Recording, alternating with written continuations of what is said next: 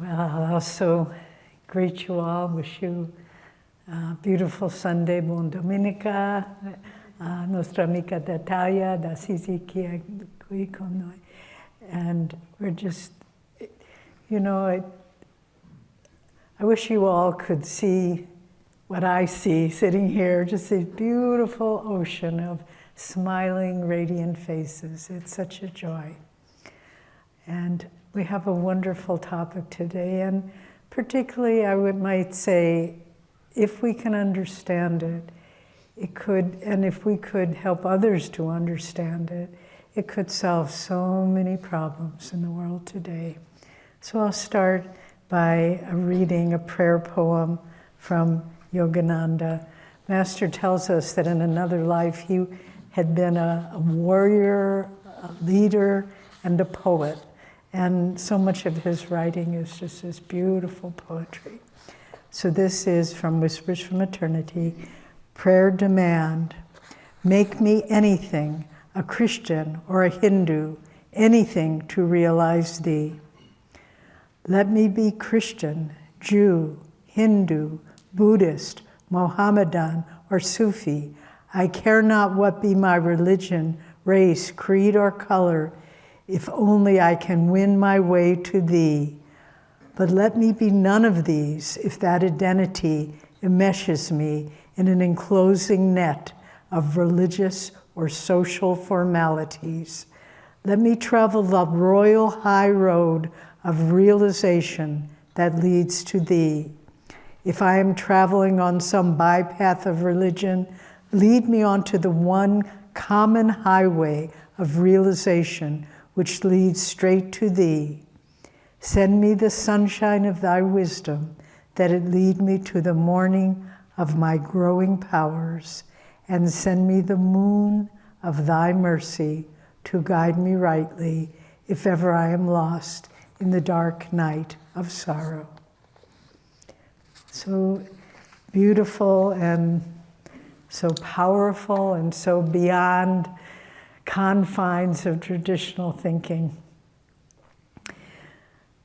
We hear, and we will hear shortly in the Festival of Light, of the story where Christ appears to Babaji in the Himalayas.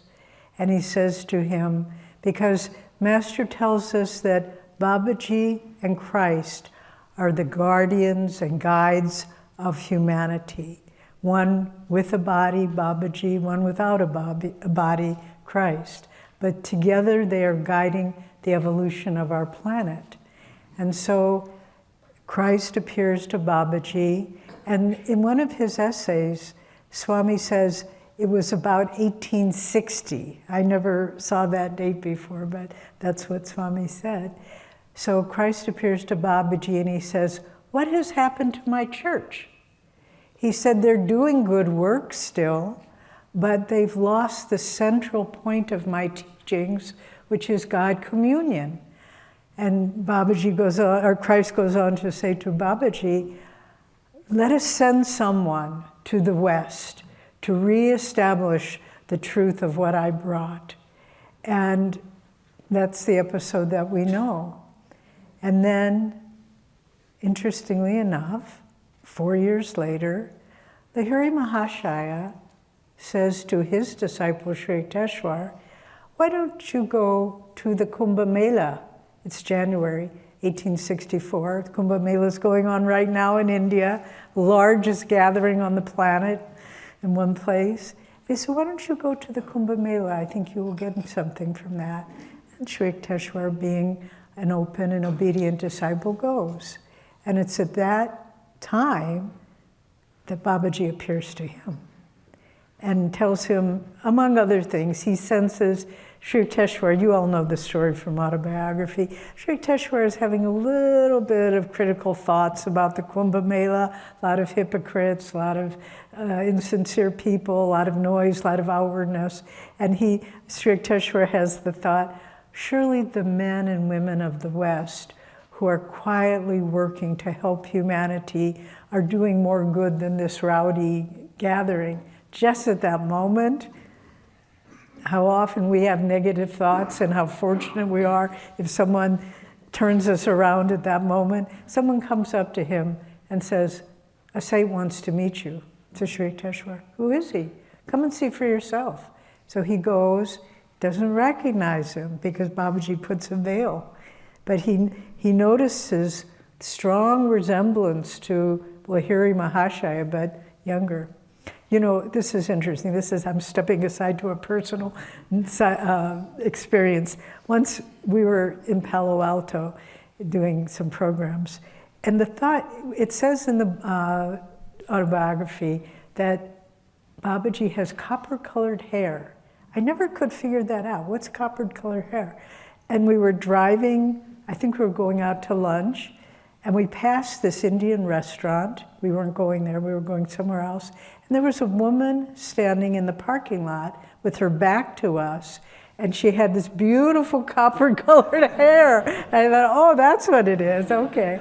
But kind of rich, dark brown, but with copper highlights. And that's how I came to understand Babaji's hair.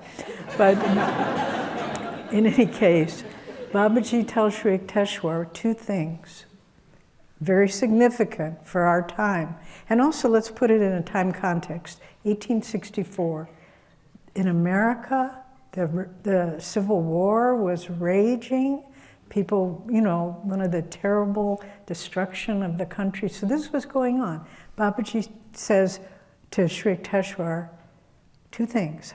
I'm going to send you a disciple to train to go to the West, to bring these great teachings show the unity of East and West. And then also, he says to Sri Yukteswar, I want you to write a book comparing and finding the unity between the teachings of Christ, the deeper teachings, and Sanatana Dharma, the ancient teachings of India. And Sri Yukteswar says, can I do it? How can you doubt? If I have asked you to do it, you can do it, which is good to remember too. When we're faced with a task we don't think we can do. So if we do it for God, we can do it, or God can do it through us. So then so here we are, 1864. So in the Master's born, 1893, and then probably when he was about 18 years old, so you know, approximately 20 years later, Master comes to Sri Yukteswar as the disciple that will be sent to the West to show the unity of the teachings of Christ and the teachings of India. And what's the core of that? The core of it transcends religion, any particular religion, transcends the form of religion, transcends the laws and the rituals of religion, but the core of it is to find that self-realization, that God dwells within us, and that we have been given techniques to discover this. And so it's so important that we don't just fix on, oh, Jesus and the stories of his life, and he was that person, and then this happened, and this happened. That's all fine, but that's not why Master came to the West. He came to show us that all these great saints, all these great liberated masters bring the same truth. That's why in the passage that Jyotish read, John the Baptist stood witness to the light, but Jesus was the light, as Master was the light, as Buddha was the light. And so not to get locked into the stories and the episodes of their life, but who were they really? And it says, I'm not sure of the source, but it's from a wise man in India. It's a blessing to be born in a religion, but a curse to die in one. When I first heard that, I thought, what? But what it's saying is, if we just get bound by the rituals and rules of the religion, we're not really getting what the religion is meant to bring us. And what did Master call his mission? The second coming of Christ. Isn't that unbelievable? And of course you can play with that in your mind, because we are told the very first lesson that Master of his series of lessons in the mail, he tells us that the three wise men were Babaji, Lahiri, and Sri Yukteswar coming to the Christ child. So that leaves the question, where was Master? And once Swami asked him, "Sir, were you Jesus?" And Master said, "What difference would it make?" And essentially what he's saying is, we're the light. Just as that dialogue between Debbie Mukherjee and Master, if you try to pin it down, you are Jesus, it limits it. We want to think in the broadest possible sense. So the second coming of Christ, several times in the Bible, it says Christ, even in the Old Testament, it said Christ will come again and he will come in the clouds. Well, what's the clouds? It's the consciousness. It's without form. And addressing the particular needs of the time. And so Master tried to, he says, Christ is not a name or a title. It's not a title, it's a recognition of a state of consciousness. Excuse me, I'm getting that mixed up. It's not a name, it's a title, meaning a state of consciousness. And his original title for Autobiography of a Yogi was Yogi Christ of India. And in the chapter on Babaji, he calls him a Yogi Christ. That's the title. And so he's always trying to emphasize that Christ is a state of consciousness, the infinite consciousness, the infinite Christ. And in India, it's called Kutastha Chaitanya, the roughly translated Krishna consciousness. And so it's comparable. It's when the consciousness is totally fixed and centered at the spiritual eye, and the soul is identified there. And these great ones come again and again in different time periods according to the needs of the time. I just have to share a delightful little episode that happened when I went into Master's Market recently. For those of you who are watching online, we have Master's Market is this lovely little community market that we're so fortunate to have. And Om Prakash, who I always enjoy having a little conversation with him, I asked him, what's my balance in my account at Master's Market? And he said very wisely, many people ask me that question. And the answer is always different.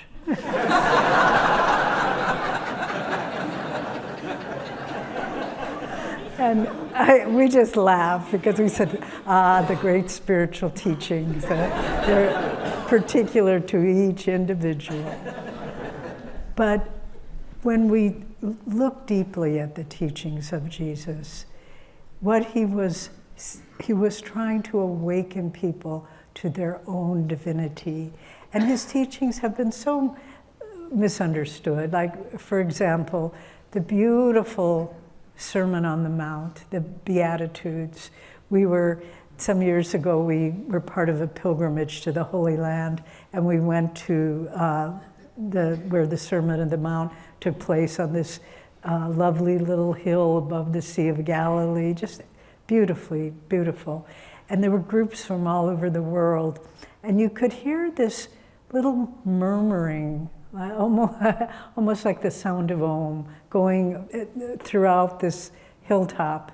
And there was a teeny little open-air chapel. It may be different now, I don't know. But we realized what it was. It was the Sermon on the Mount being recited by spiritual groups from all over the world in so many different languages, and it just all blended together in this beautiful paean to God, just beautiful. But even the Sermon on the Mount, blessed, how does it start? Blessed are the poor in spirit, for theirs is the kingdom of heaven. Blessed are the meek, for they shall inherit the earth. Blessed are the pure at heart, for they shall know God. And the way it's kind of been applied, unfortunately, is I'm meek, I'm poor at spirit, but that's not what he's saying. To be pure in heart, to be meek, to be poor in spirit means to not have an ego. That you're just identified, to pour in the spirit of, not the spirit of God, but the spirit of self, of individuality. And so what Christ is saying there is just, those who are able to transcend the ego, they will find the kingdom of God. They will see God. They will inherit the kingdom of heaven. And how do we transcend the ego? That's what Master came to teach. The techniques, the science of religion, which gives us these techniques of meditation and Kriya Yoga that helps us to raise the energy so that we can, in fact, see God. That's what it's all about. It's not about just doing good works, being a good person. That's all fine, and we can't ignore that. I'm not saying, we should not do those things, but that's just the beginning of it. That's our foundation. Just like Patanjali starts with the yamas and niyamas. You start with right action, but then from there you go deeper and deeper and deeper until finally you're in samadhi. And so the promise of the great ones is that we, and Christ said it too, all things that I can do, you too can do. Don't put me in a different class or category. And there's that beautiful story that Swami tells in the New Path, where when he was with Master and as his disciple in the ashram, some Christian group, I believe it was for Easter, they were doing depicting different scenes from the life of Christ. It's called tableaus, kind of not move. It's like when you do the nativity, not moving, but just holding the pose. And Swami was asked to portray Jesus. Master told him to grow a beard, so he had a beard. And afterwards, and so he did it, and he held the pose for hours, I suppose. And afterwards, Swami said to Master said to Swami, people told us that what a good job you did. They said you looked like Jesus, you look like Christ. And Swami said, well, sir, I'd rather be like Jesus than look like him. And of course, what did Master say? That will come. And that's what we all need to remember. That will come.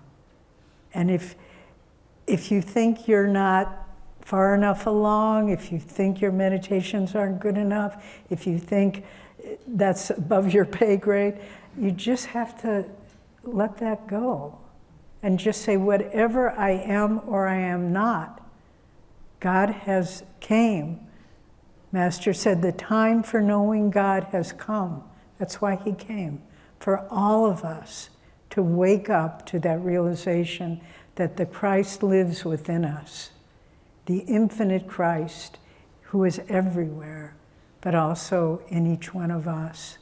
And that's how each one of us can carry forward Babaji and Christ meeting in the Himalayas, telling Sri Yukteswar, going to Master, Master coming to the West, Master training his disciples, Swami training us, creating Ananda, creating this global network of Kriya bonds seeking God. That's how it's all coming. It all ends with the individual soul saying, I want you, God, and I will do what it takes to find you. And I will not be deterred, no matter how many times I get discouraged, no matter how many times I fail, I will continue until the end. And if we can do that, with all humility, we should understand we're fulfilling the mission of why these great ones came. And I'll just close with this beautiful sentence that I just read this morning.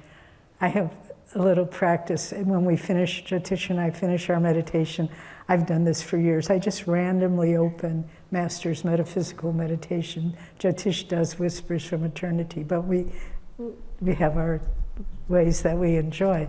So I just opened this morning at the end of the meditation, and this is what my eyes fell upon.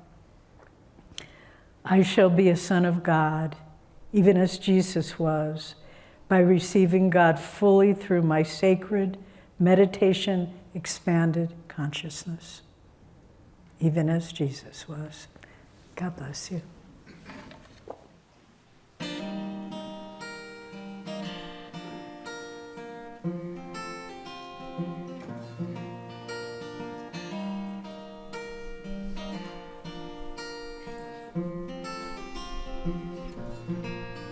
There's joy in the heavens, a smile on the mountains, and melody sings everywhere. The flowers are all laughing to welcome the morning. Your soul is as free as the air. The flowers are all laughing to welcome the morning. Your soul is as free as the air. Leave home in the sunshine, dance through a meadow, or sit by a stream and just be. The lilt of the water will gather your worries and carry them down to the sea. The lilt of the water will gather your worries and carry them down to the sea. Men hunger for freedom, but don't see their dungeon. It's only the thought that they're bound. Desires are their shackles, the hope that tomorrow the doorway to joy will be found. Desires are their shackles, the hope that tomorrow the doorway to joy will be found. There's joy all around us. Why wait till tomorrow? We've only this moment to live. A heaven within us is ours for the finding, a freedom no riches can give. A heaven within us is ours for the finding, a freedom no riches can give. There's joy in the heavens, a smile on the mountains, and melody sings everywhere. The flowers are all laughing to welcome the morning. Your soul is as free as the air. The flowers are all laughing to welcome the morning. Your soul is as free as the air. The flowers are all laughing to welcome the morning. Your soul is as free as the air.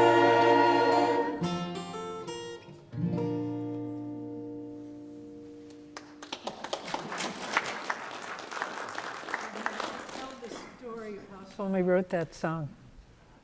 Okay, so Swamiji wrote the song. He was driving in the rain. I don't remember where, but he was driving. Across the Golden Gate Bridge, and he was late for an appointment. Okay. And he was late for an appointment, and it was raining, and at some point this thought came to him that even though he couldn't change the outward weather, he could still have a nice sunny weather inside.